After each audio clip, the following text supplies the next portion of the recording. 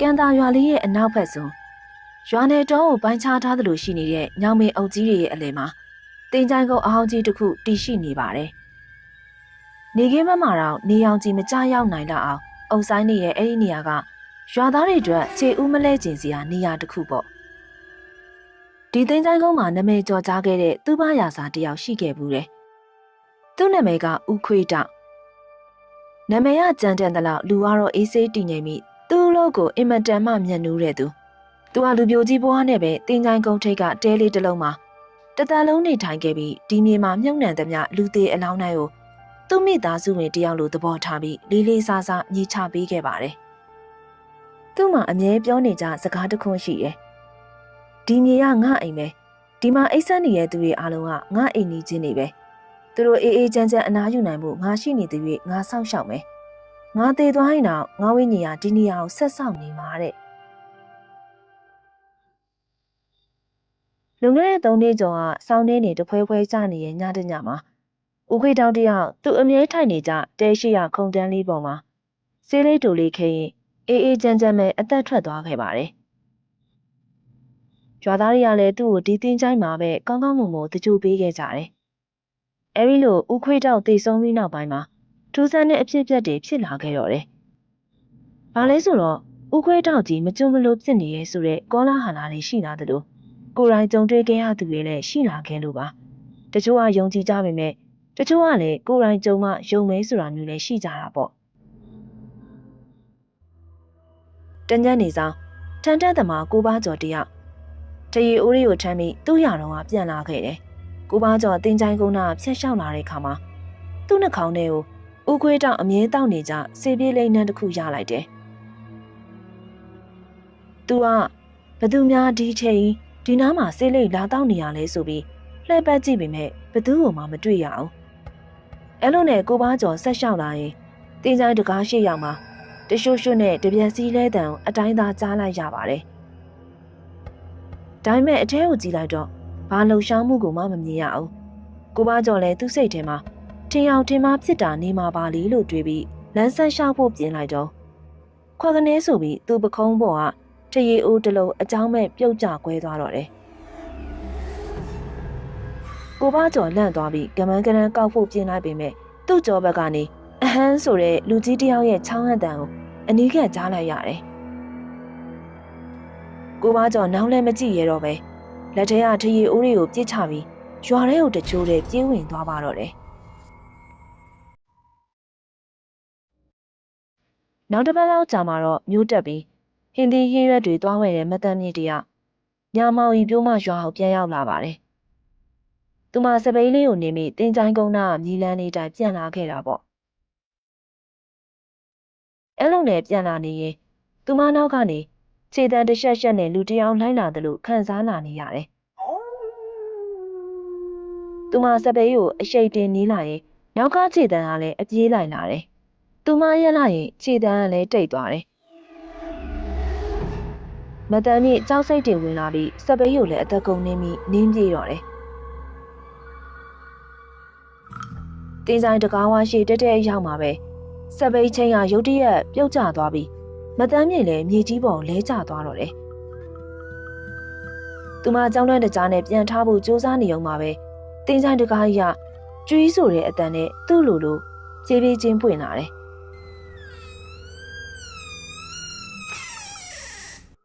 အထက်ကအမောင်တူကသူ့ကိုလက်ရက်ခေါ်နေတယ်လို့ပဲ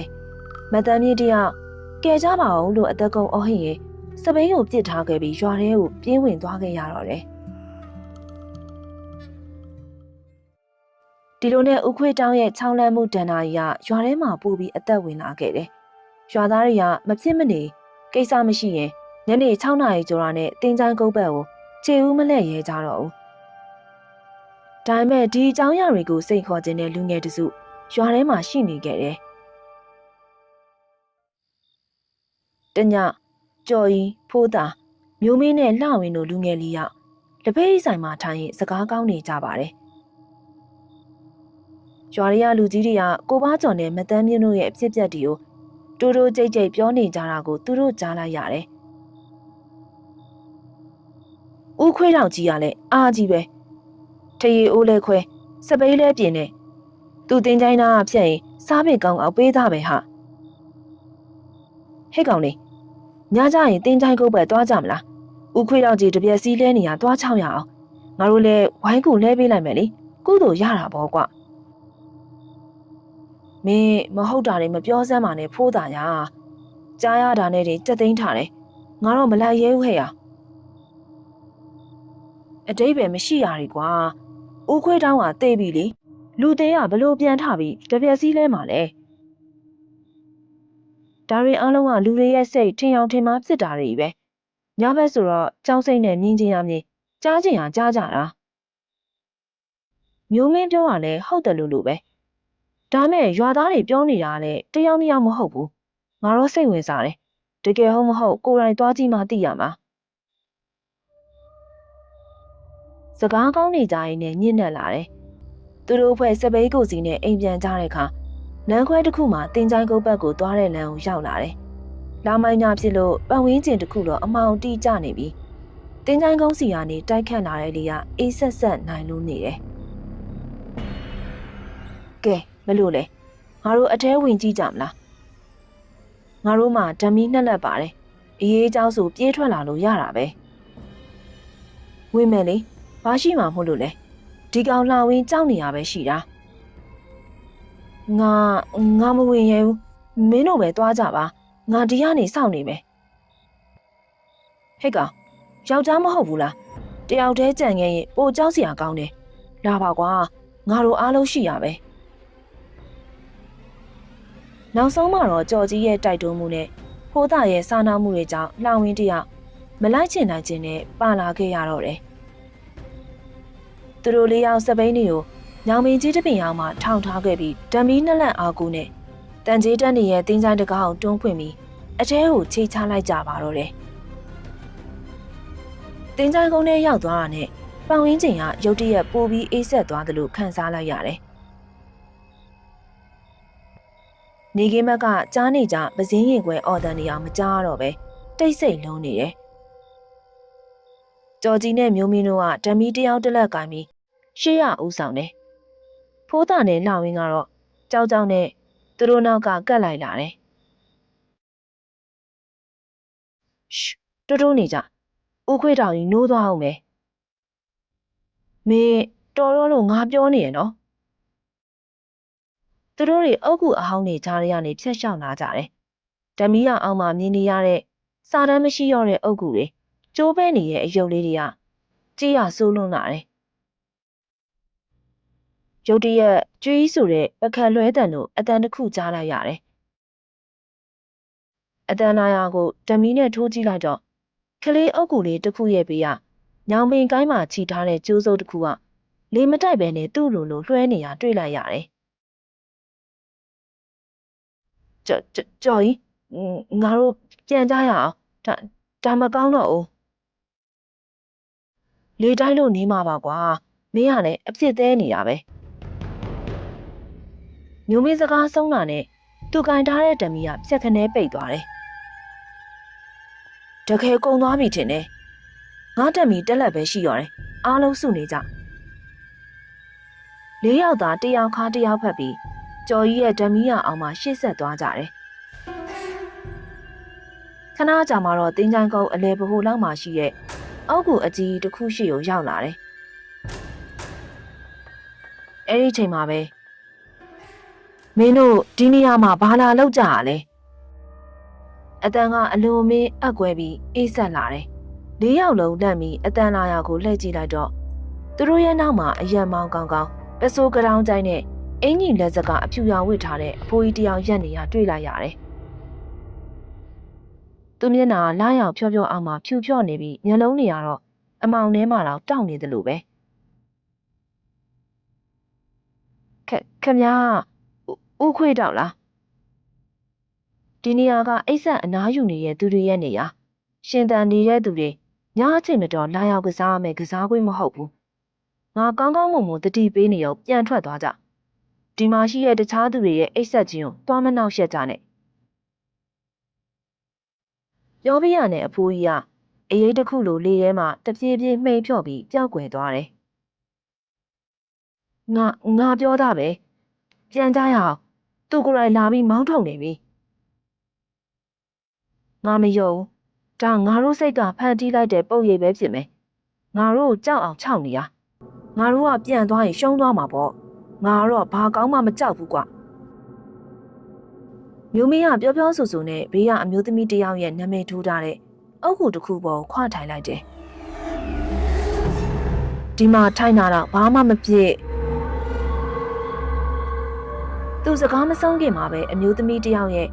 ကျဲလောင်တဲ့ငိုတန်ရှည်ကြီးကသူထိုင်နေရဲ့အုတ်ကူတွေကနေထွက်လာပြီးတော့တင်းချောင်းတစ်ခုလုံးပဲ့တင်ထပ်သွားတော့တယ်ကြော်ကြီးကန်ထားတဲ့တစ်ခုတည်းသောဓမီကလည်းကြက်ကနေဆိုပြီးအမှောက်ကျသွားတယ်ပြေးကြဟဲ့ကြော်ကြီးရဲ့အော်တန်ဆုံးမှာ၄ယောက်လုံးဥတီရမယ်ပြေးလွှားကြတော့တယ်အမောင်ထဲမှာဖိုးတာကသူ့ကိုတစုံတစ်ယောက်ကခြေထောက်ကိုလိုက်ဆွဲနေတယ်လို့ခံစားရတယ်။လောင်ဝင်းကတော့သူ့နားထဲမှာကလေးတရေလေးတွေက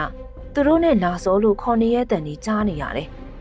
။မျိုးမင်းကတော့သူ့ကြောပေါ်လူတစ်ယောက်လုံးတက်ခွထားသလိုလေးလံနေပြီးလုံးဝပြေးမရဖြစ်နေတယ်။နောက်ဆုံးမှတော့အားလုံးကဒဏ်ရာပလက်ပွားနဲ့တင်းကြိုင်းတကားဝါးလေးပြေးထွက်လာနိုင်ခဲ့ကြပြီးတော့ကြောက်စိတ်ကြောင့်တတိလေးမတက်ဖြစ်ကုန်ကြပါတော့တယ်။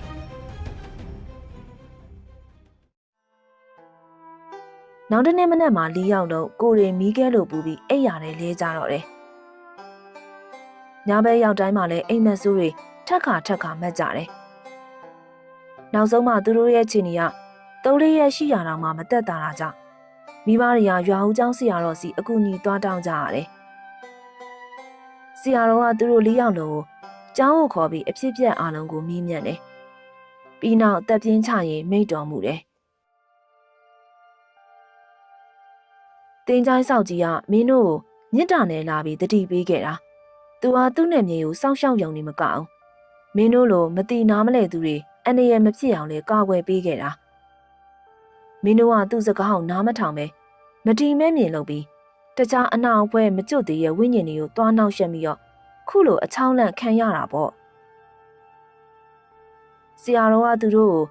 ကိုဖျားရှိမှ၅ပါးတီလာပေးပြီးသူတို့စော်ကားမိခဲ့တဲ့ဝိညာဉ်အလုံးကိုစိတ်တရားနေအာယုံပြုပြီးအကြိမ်ကြိမ်တောင်းပန်ခိုင်းတယ်ပြီးနောက်မှာတော့အမြတမ်းပေးဝေစေခဲ့တယ်အိမ်ညာစပြီးသူတို့ရဲ့ပြားတွေတိတိတသာကျသွားပြီးအိမ်မက်ဆိုးတွေလည်းမမတ်ကြတော့ပဲတပတ်အတွင်းမှာပဲလုံးဝနေကောင်းသွားကြတယ်ဒီဖြစ်ပျက်ကသူတို့၄ယောက်လုံးအတွက်တသက်မမေ့နိုင်တဲ့သင်ခန်းစာတစ်ခုဖြစ်သွားခဲ့တယ်။အထူးသဖြင့်မျိုးမင်းတယောက်သူ့ရဲ့မာနနဲ့အစွဲတွေကိုစွတ်လွတ်ပြီးမမြင်အပ်တဲ့လောကကိုလေးစားတက်သွားခဲ့တယ်။သူတို့တွေကတင်ချိုင်းကုန်းသားဖြတ်သွားတိုင်းအထဲကိုလမ်းကြည့်ပြီးဥခွေးတောက်ကြီးကိုစိတ်ထဲကနေအမြဲတောင်းပန်ခါတော်ဝပြူလေးရှိကြပါတော့တယ်။ညနေခင်းရဲ့လီပြေထဲမှာစေပြင်းလေးနဲ့တင်းတင်းလေးပါလာတဲ့ခါတိုင်းသူတို့သိလိုက်ပါတယ်။တင်းချိုင်းဆောင်ကြီးကသူ့ရဲ့တာဝန်ကိုအခုရတိကြေပွန်စွာထမ်းဆောင်နေစေဆိုတာဟုတ်ကဲ့ပါနားဆင်အားပေးမှုအတွက်ကျေးဇူးအများကြီးတင်ပါတယ်ရှင်။